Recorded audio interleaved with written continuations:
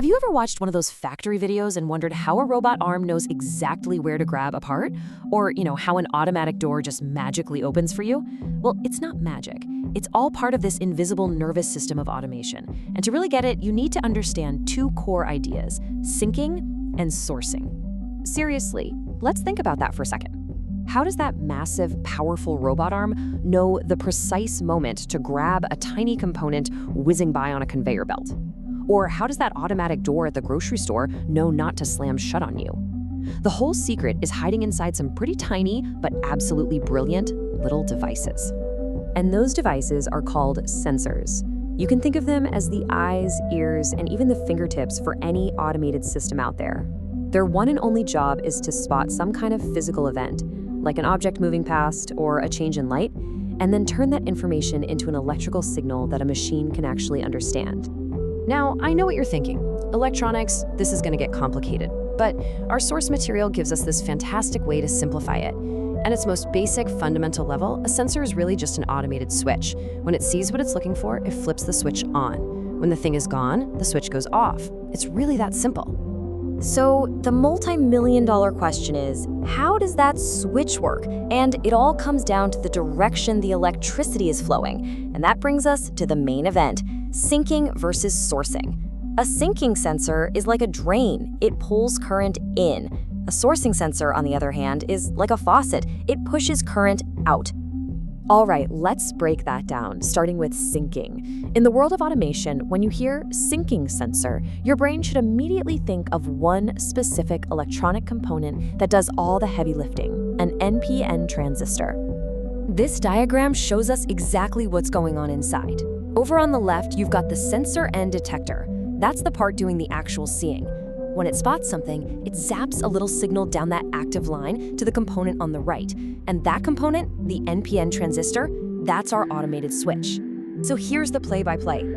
First, the sensor detects an object. That makes the voltage on that active line go high.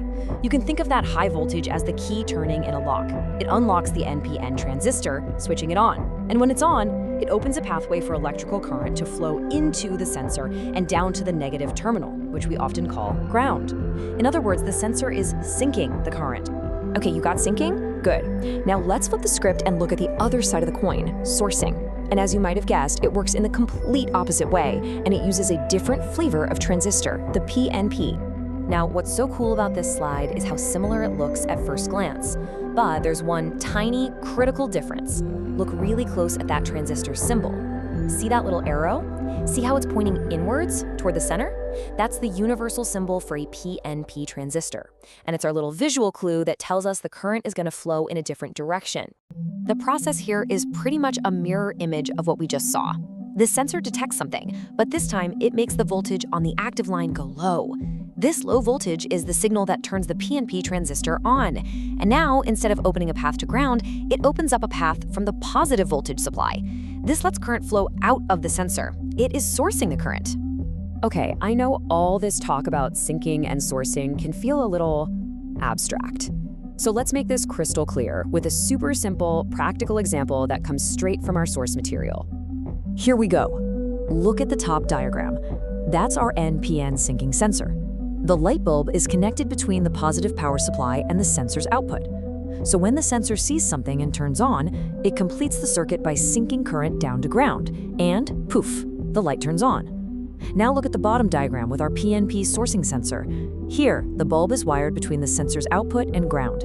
When this sensor activates, it sources current out to the bulb, and again, we get light. See that? Two totally different ways of controlling the electricity, but we get the exact same result. That's great for a light bulb, but let's be real. In a giant factory, these sensors aren't just turning on little lights. They're sending their signals to the brain of the entire operation, the PLC. And this, right here, is the key relationship you have to remember. The sensor's output becomes the PLC's input.